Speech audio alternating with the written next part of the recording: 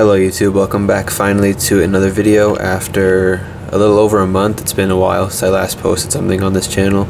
Today I'm coming to you with my first ever NG models review video on this channel. I've got about 5 or 6 NG models. I think I have one more on the way, so currently I have 5 all 757s, and then I have one 787 on the way.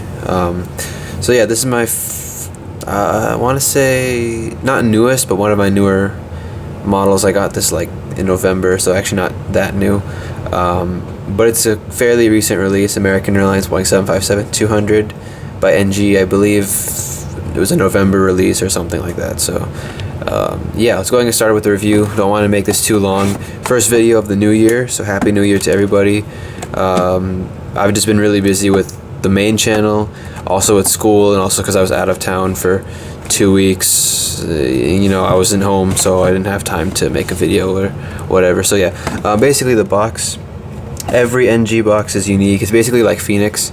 However, NG's boxes are a bit more cool. They're way cooler looking in my opinion. So yeah, at the top we have Boeing 757-200. In the middle is a picture, computer generated picture of the plane. Then in the background we have the American Airlines logo, and then a close-up of the tail over here.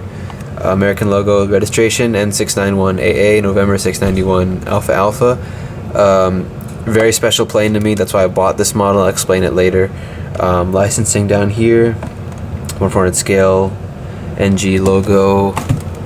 There's the underside of the box, then the flap, other side, top, or wait, that's the top, that's the sides, that's the bottom, right? Sorry, there's the back of the box, NG logo on the top left, and then same stuff as the other side. You have some item number, warning, and in English, and then Chinese as well. It's probably Mandarin, not Cantonese, but Mandarin, Chinese. And then we have product of China, because NG models, they do make these they're based out of China if I'm not wrong, and they make them there. So correct me if I'm wrong, please. But yeah, there's the model. NG models, they've been getting a lot of praise for their aircraft molds because they are very realistic. There are some flaws which I will point out, but for the most part, NG models, they've got pretty accurate molds. So we'll start with the front, the nose section of the plane. So if it'll focus enough for me to go in all the way, okay, so right here, as you can see, we've got the cockpit windows. Yeah, I'm using a screwdriver today. Sorry, I don't have my other pointer thing. But yeah, we have the cockpit windows here with the windshield wipers, the static pitot tubes right there, the nose cone, L1 and L2 doors with the One World logo beside them. We have the nose gear, the landing gear, by the way, they do roll, and they're very nicely detailed. Whoops, and we had the fleet number on the nose gear flap. It says 75-2, which is of course the aircraft type, and then 5DJ, which is the fleet number of the plane. We have the American Airlines logo, the titles there. Moving down, you have the overwing exit doors, the 2 overwing exit doors. And then we have the Rolls-Royce RB211 engines with some nice fan blade detail. This is the only major flaw that I've picked up with NG models, is that their engines are a bit too small. The RB211 engines, they look a little smaller to me. Maybe because I'm used to Gemini jets as kind of oversized engines, but that might just be me, I don't know. The engines do look a bit small, and they are kind of wobbly. If you can see, they're not that sturdy either, so that's one problem. But other than that, nothing really else is bad about the model. There's the wings, as you can see, nice detailed, the overwing exit doors markings, the control surfaces, the winglets, of course, pretty basic, nothing much to cover there. They're just white on the out and inside. Then we have some more windows and the aft door back there. And the tail, I should probably stop shaking it. I've come off like a 4-hour 2 hours swim practice, then 1 hour weightlifting, so I'm kind of tired. But yeah, there's the tail, nicely done. I like how you can see the rudder surfaces. You can easily see those there. On the Gemini models, you can't really see them that easily, so kudos to NG models for getting this detail, those little intricate details covered. Really nice. And the registration, if I didn't cover that already, N691AA on the model. Then there's the tail cone, the horizontal stabilizers. Then the other side, identical, except you just have cargo doors. There's the front on the bottom, and then one back there. Or there's two? No, there's just one there. Okay. And then here's the underside of the aircraft. You got the nose gear doors with 75-2 right there. Then we have the main landing gear doors with the stand hole.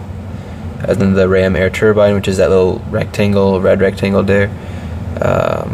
Ailerons, whatever, and then another antenna, and then, yeah. So this aircraft, actually, why it's special to me, it's not really special, it's just, I mean, I guess you could say it is a special plane to me. I've been on the same plane, this exact plane. I flew from Dallas to Seattle in June 2013, so almost 7 years ago, back when, of course, wore the old livery. This is, yeah, so I was seated on this, I think it was this side. I was like literally in the back, so I was one of these rows back there. So I forgot which row, of course, it was a long time ago, but I do remember I had the window seat and I was somewhere back here. But yeah, I flew it from Dallas to Seattle. Pretty good flight. I don't really remember much from it, although we did have a pretty windy landing into Seattle, of course, because Seattle's it's always raining there, whatever. But yeah, that's the reason why I bought it, mainly because I've been on it and I've seen it many times too. I saw it in May 2016, then I saw it again in I've seen it, I literally see this everywhere. Like, I've seen it in Chicago a few times, like twice. I saw it in St. Thomas, of all places. I was in St. Thomas like almost 3 years ago, and I saw it there.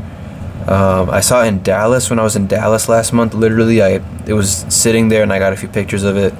I was so happy to see it. But yeah, this plane follows me around everywhere, it seems.